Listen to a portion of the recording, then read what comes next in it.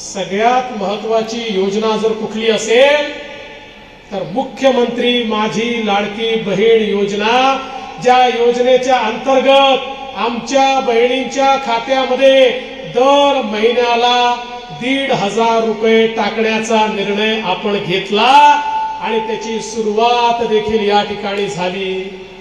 तुम्हाला सांगतो बहिणींनो, हा निर्णय घेतला ना, सभागृहामध्ये विरोधी पक्षाचे लोक उभे राहायचे आणि म्हणायचे फसवणूक करताय, पैसे देता येणार नाही, तुम्ही देणार नाही, हे पोचणार नाही, हे खोटं आहे, ही लाच आहे। पण आज 1,90,00,000 बहिणींच्या खात्यात पैसे पोचले आणि बाकी बहिणींच्या खात्यात ऑक्टोबर मध्ये पोचणार 2.5 कोटी बहिणींच्या खात्यामध्ये महिन्याला 1,500 रुपये आम्ही टाकणं सुरू केलं। काही बहिणींनी मला सांगितलं त्यांचे पैसे यायचे आहेत, काळजी करू नका, आठवड्याभरात येतील। फक्त एकच माझी विनंती आहे, जिल्हाधिकाऱ्यांना विनंती आहे की जवळपास आपल्या नगर जिल्ह्यामध्ये 1.5 लाख महिला अशा आहेत की ज्यांचे योजना तर पास झाली आहे, पण त्यांचं जे खातं आहे त्या खात्याचं केवायसी झालेलं नाही आहे आणि म्हणून त्या खात्यात पैसे चालले नाही आहेत।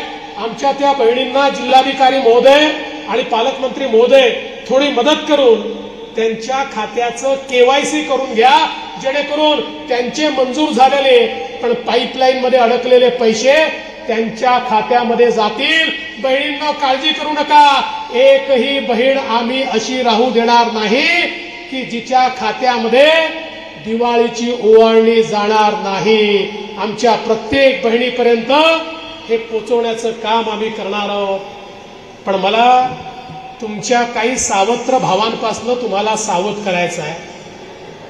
आपल्याला कल्पना आहे ही योजना आम्ही सुरू केल्यानंतर काही सावत्र भाऊ त्यांच्या पोटात दुखायला लागलं आणि मग नाना पटोलेजी आमचे काँग्रेसचे अध्यक्ष, त्यांचे निवडणूक प्रमुख अनिल वडपल्लीवार हे उच्च न्यायालयामध्ये गेले, हायकोर्टमध्ये गेले आहेत आणि हायकोर्टात त्यांनी सांगितलं आहे लाडकी बहीण योजना, मोफत शिक्षणाची योजना, गुलाबी ऑटोची योजना, या सगळ्या मोफत सिलेंडरची योजना, म्हणाले या सगळ्या योजना पैशाचा अपव्यय आहे, पैशाचा चुराडा आहे, त्यामुळे या सगळ्या योजना स्थगित करा, अशा प्रकारची मागणी त्यांनी त्या ठिकाणी केली।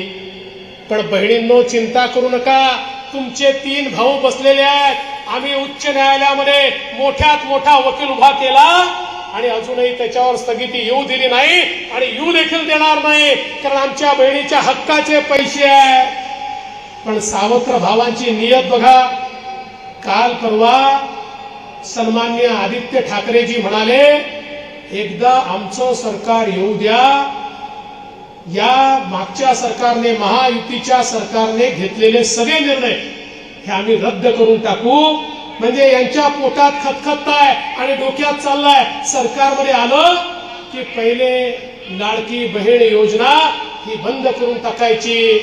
काल परवा आमच्या शिंदेताई त्या ठिकाणी म्हणाल्या, प्रणितीताई म्हणाल्या लाडकी बहीण योजना म्हणजे महिलांना दिलेली लाच आहे। अरे काही बोलताना शरम करा, या आपल्या बहिणी आहेत, हा काय पैसा कोणाच्या बापाचा पैसा आहे? हा पैसा सरकारचा पैसा म्हणजे जनतेचा पैसा आहे।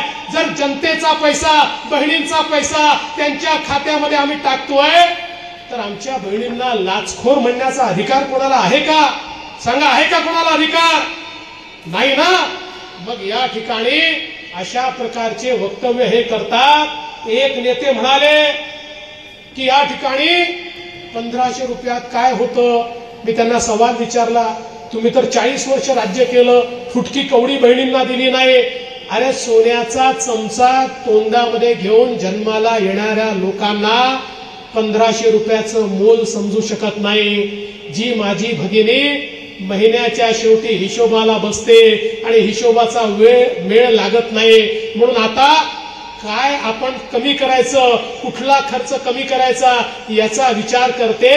त्या माझ्या भगिनीला माहिती आहे 1500 रुपयाचं मोल काय आहे। जी माझी भगिनी रोज शेतीमध्ये राबायला जाते, त्या ठिकाणी आपल्या हाडाचं काळं करते, आपल्या रक्ताचं पाणी करते, त्या माझ्या भगिनीला माहिती आहे या पैशाचं मोल काय आहे.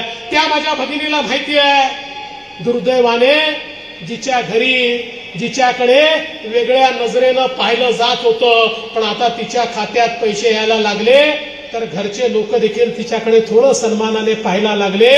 अशा प्रकारच्या माझ्या बहिणीला या पैशाचं मोल माहिती आहे. आणि म्हणून हे जे लोक तुमची योजना बंद करायच्या पाठीमागे लागलेले आहेत त्यांना मी सांगतो, खबरदार, आमच्या बहिणीच्या पैशाकडे नजर ठेवली तर आम्ही तुम्हाला कधीच माफ करणार नाही. आणि म्हणून ही योजना चालणार. तुमच्या आशीर्वादानं पुढचे 5 वर्ष आम्ही ही योजना चालवणार. आणि तुमचा आशीर्वाद जोपर्यंत चालू आहे तोपर्यंत अखंडितपणे आणि वाढीव पद्धतीनं ही योजना आम्ही सुरूच ठेवणार आहोत. हे देखील या निमित्ताने मी सांगतो. भगिनींनो, आज आपल्याला माहिती आहे आपल्या सरकारने शेतकऱ्यांकरता महत्वाचा निर्णय घेतला. शेतकरी